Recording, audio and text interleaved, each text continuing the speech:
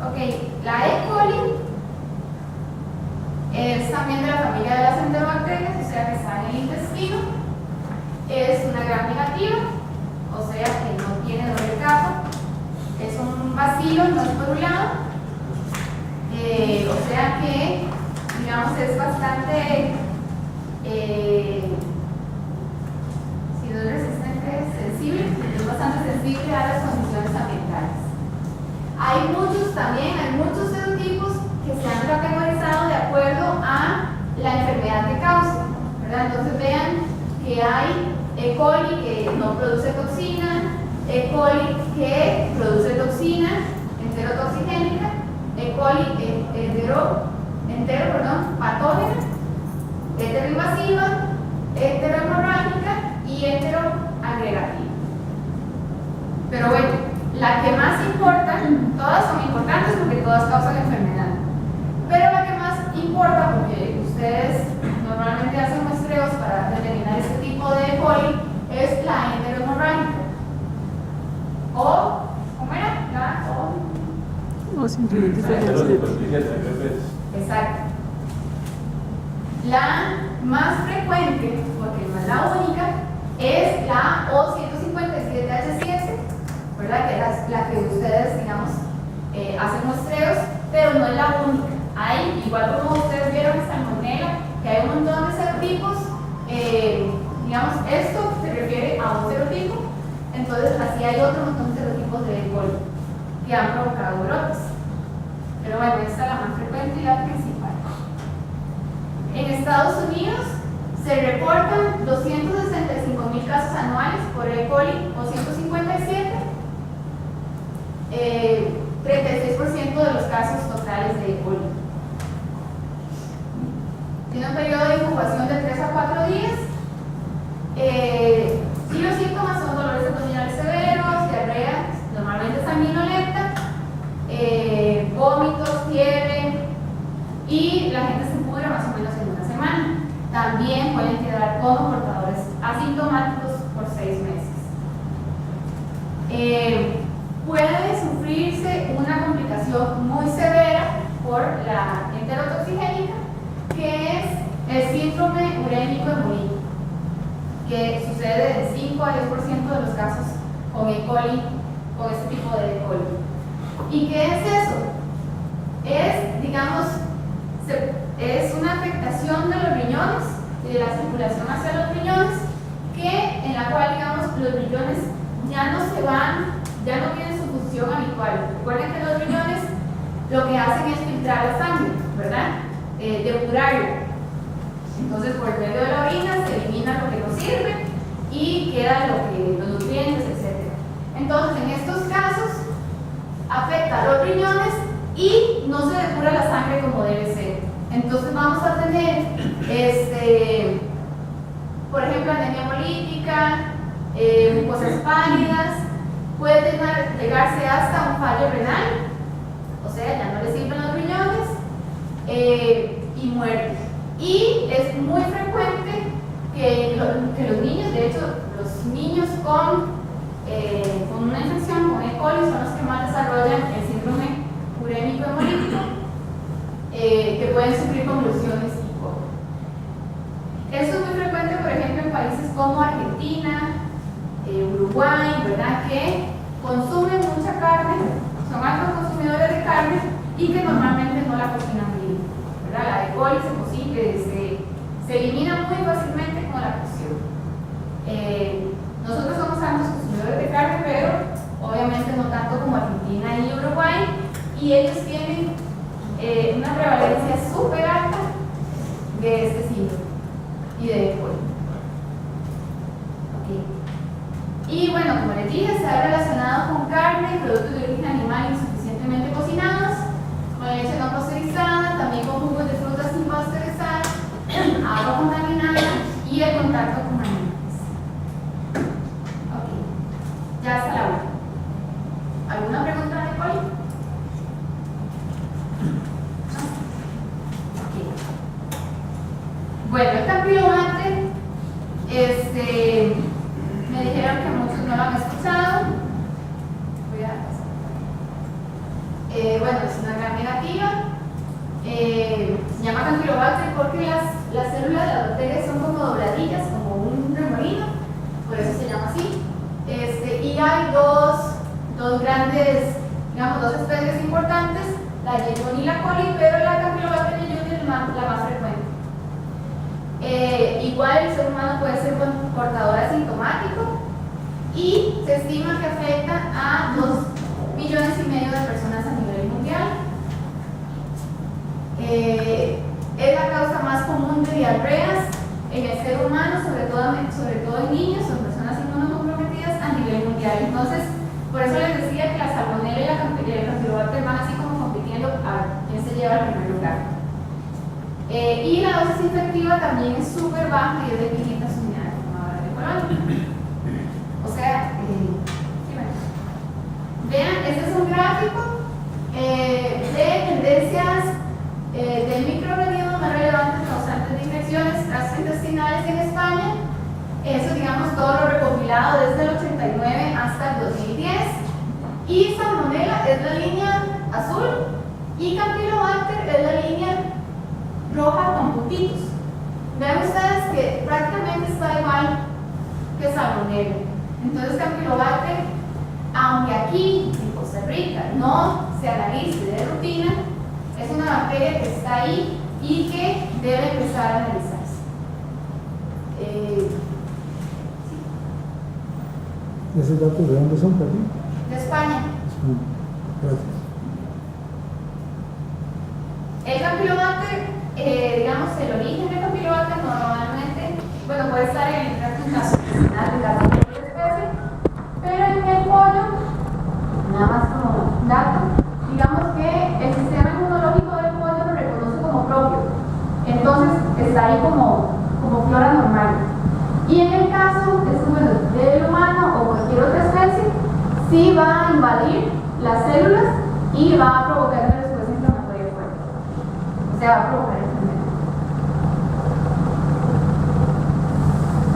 Igual va a causar, digamos, como todos los hemos visto, síndrome gastroentérico con diarrea, fiebre, y también puede causar complicaciones secundarias como la artritis reactiva, dolor de articulaciones, y el síndrome de Guillain-Barré, que es una degeneración de los nervios periféricos. Entonces la gente empieza como a perder capacidad de moverse. Ya no puede moverse, digamos, o sea, ya los nervios de los miembros ya no le responden tan rápido como deberían.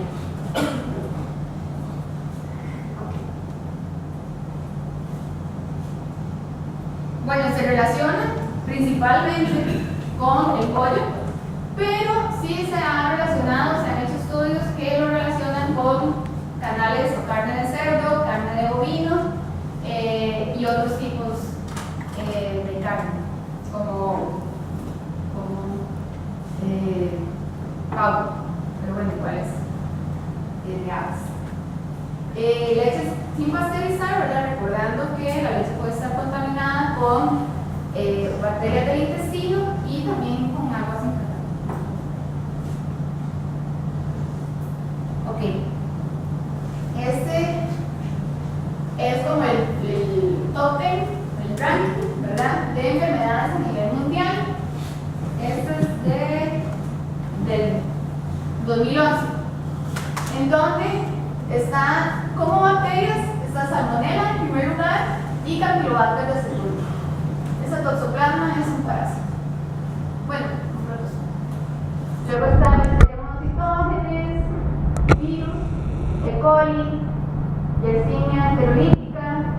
Entonces, bueno, para que vean, digamos, que las bacterias que vimos hoy son, digamos, las que están, las principales causantes de enfermedades por alimentos.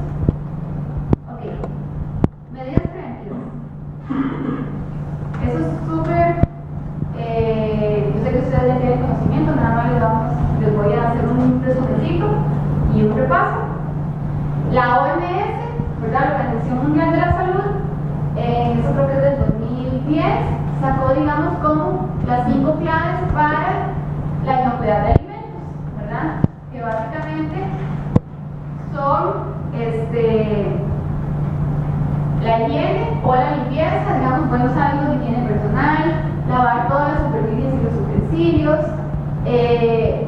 La cocción, digamos, o el uso de las temperaturas en las carnes, ¿verdad? Las carnes, bueno, a la hora de cocción tienen que llegar a una cierta temperatura para eliminar las bacterias relacionadas con el tipo de carne.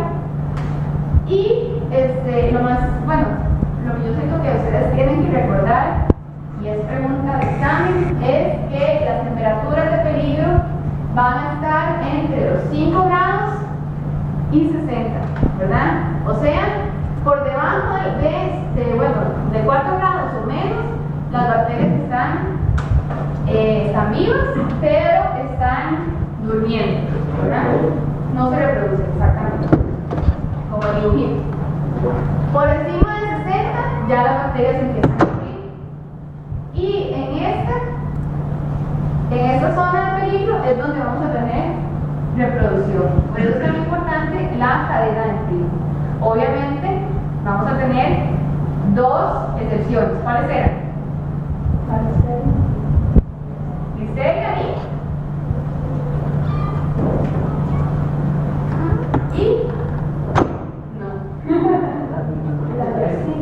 la Yersinia, ¿verdad? Que son bacterias que son ciclóticas. Ok. No preparar los alimentos crudos y cocidos en la misma área, o sea, evitar la contaminación cruzada, utilizar siempre agua potable, verificar la potabilidad del agua, que es básicamente lo que ustedes hacen en las plantas. También el lavado de desinfección tanto de las áreas como de los productos. En el caso de tener heridas infectadas, es mejor no preparar alimentos o no manipular alimentos, todo lo que son hielos o cortadas, o utilizar un guante. Eso que ustedes ya conocen. Todo lo que es la ropa o el uniforme de trabajo, que debe estar ojalá impecable, o mantenerse, o por lo menos a la hora del inicio, ¿verdad? En cuanto a eso, que esté impecable siempre.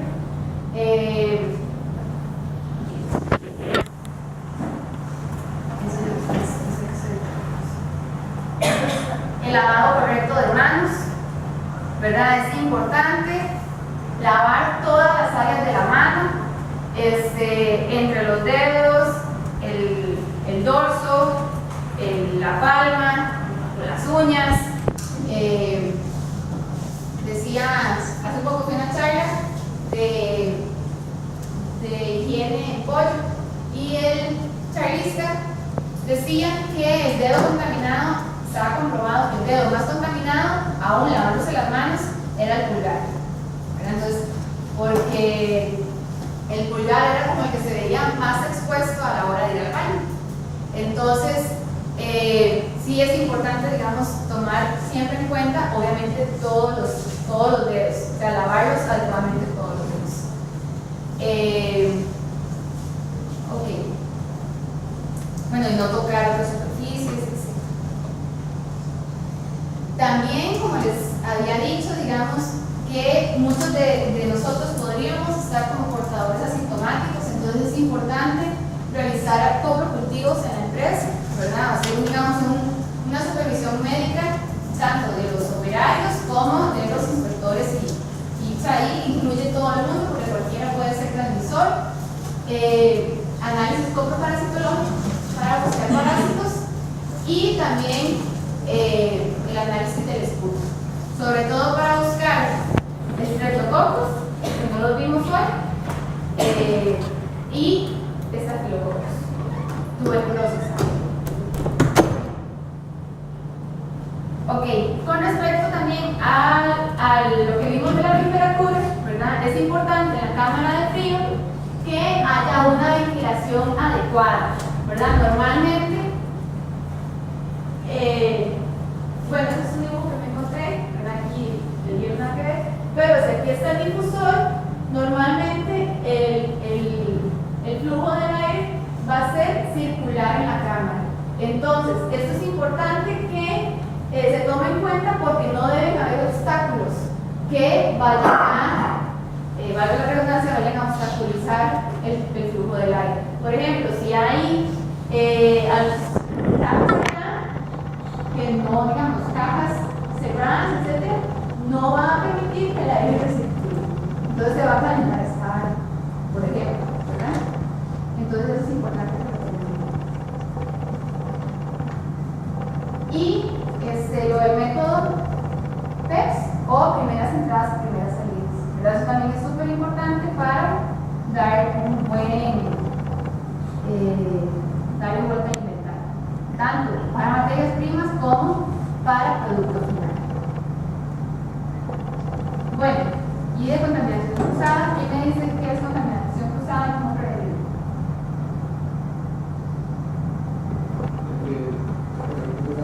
Estoy utilizando, digamos que, como así, en la casa, que se está plantando, y esto es para aplicar cebolla o para aplicar ¿Ok? para aplicar una carne, ¿no? Exacto, vamos a llevar microorganismos de un lugar limpio, digamos, a un lugar sucio. Un lugar sucio a un lugar limpio, ¿verdad? Entonces la contaminación cruzada puede ser por el flujo de personas dentro de la planta, ¿verdad? Pasar, digamos, de área sucia a área limpia, o de descarga a cámaras, por ejemplo, y así. O puede ser, como se decía, por el contacto directo, ¿verdad? Puede ser una canal con otra, puede ser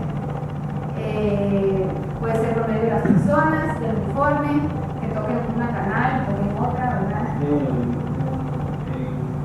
En transportes hay problema en los camiones, en las paredes de los camiones, con las luces, no está bien lavado, las canales van quemando.